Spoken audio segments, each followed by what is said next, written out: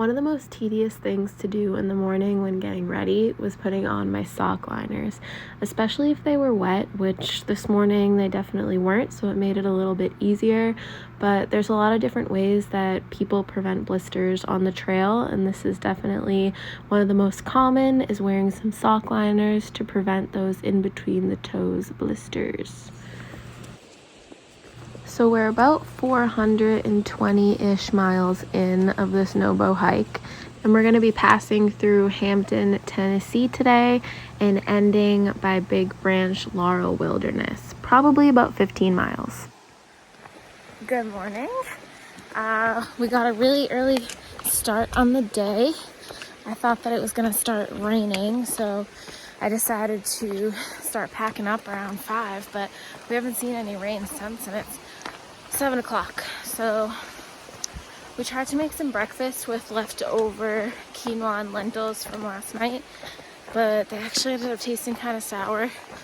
So we ended up just splitting the apple that I had in peanut butter, but it's okay. It was like one of those Honeycrisp apples and it was pretty big. So we did that, and now we're on the trail again. We're gonna be passing Watauga Lake today and also Boots Off Hostel, and we both ran out of propane, so we're gonna stop in there and grab some propane.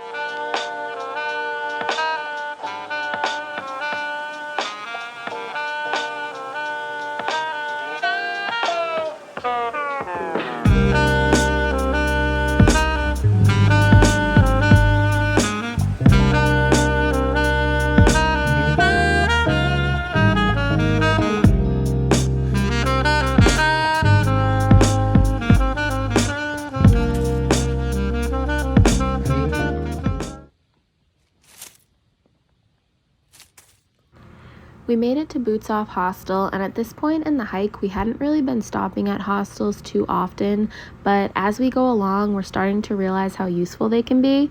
You don't have to necessarily stay overnight. You can go and charge your external battery, use the camp store for some propane or for some more snacks to last you a day or two instead of going into town, which can be pretty helpful, and it might even save you some money in the long run.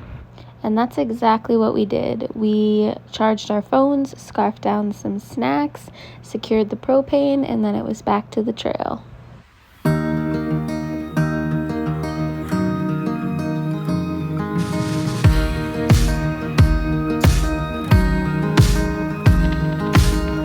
Forget your foregone conclusions. Settle in, settle now. Give up your sweet illusions, 'cause your walls are falling down.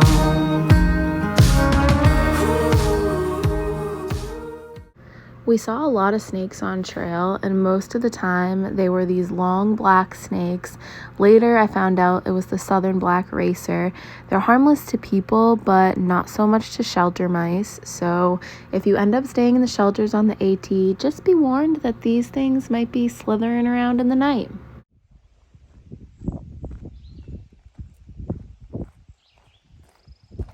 And you think you're strong, boy, you're wrong. River gonna run you down. Made it into Big Laurel Branch Wilderness, and the first thing I see is a big old spider nest. Ugh. This is where we're sleeping tonight, and hopefully we make it to Damascus in one piece.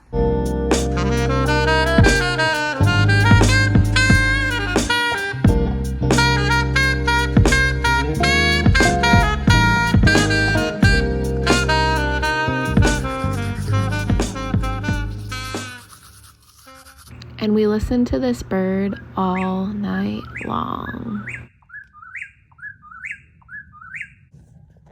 Okay, this is the most annoying bird ever.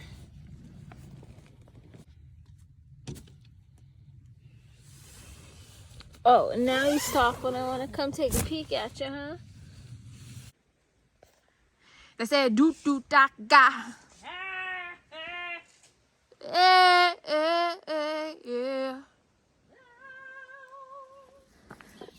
This morning around 3 a.m. we heard some rustling outside of the tent.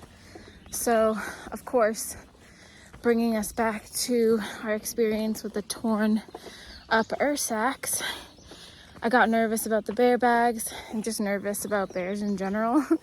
So I ended up hollering over to Lauren's tent, and we decided to just get up, pack our stuff up, and start hiking.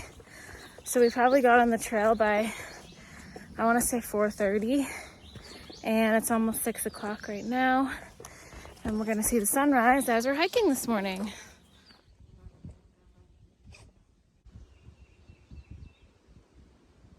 One of the things about hiking the Appalachian Trail that I fell in love with was constantly passing through these massive wilderness areas with extensive trail systems aside from the AT. It really opened my eyes up to all the hidden gems East Coast hiking has to offer, and I couldn't help but think about all the trips I could take in the future post through hike.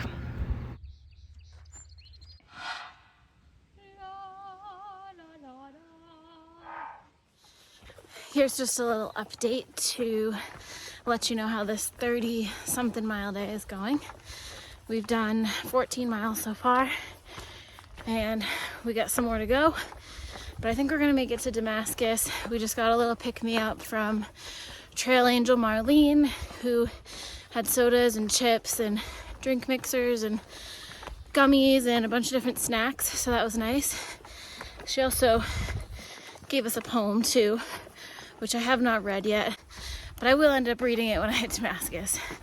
So shout out to Marlene, perfect timing, sun's still shining, no rain, and I think we're gonna make it.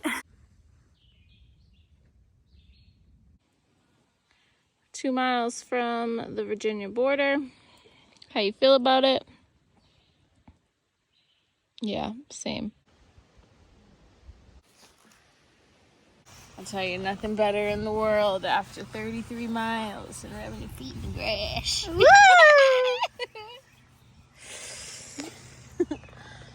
These people are like, my lawn. Sorry. You said you were a trail town. It's like being in love. We made it to Damascus and we had dinner at 7 Trails. It was really cute. They had a big karaoke night. Mm-hmm. I'll tell you, the best karaoke I've ever seen in my life. I know, everyone knew like how to sing. They didn't even have to look at the screen. They knew the words. Yeah. Like, it was cute. Not the karaoke I'm used to. Charging our stuff on a bridge. Yep. These are the outlets that they got. They got these all over the bridge, so there's actually outlets everywhere in Damascus because Damascus is a really hiker-friendly town. They got bathrooms too that are open all night, which is nice. Yeah. Like, we don't know if these outlets are for us, like, but Yeah. it seems like they are. We're cowboy camping at the river. Yep, and we're actually about to go find a spot now. I think we scoped one out earlier, so now we just gotta go find it. And this will be our this will be our second time cowboy camping. We cowboy camped in Fontana Dam for the first time, but this will be the second time. Technically, we cowboy camped in Damascus, too. True, but we didn't really sleep at all that night. We kind of just You walked. got a good 40 minutes in.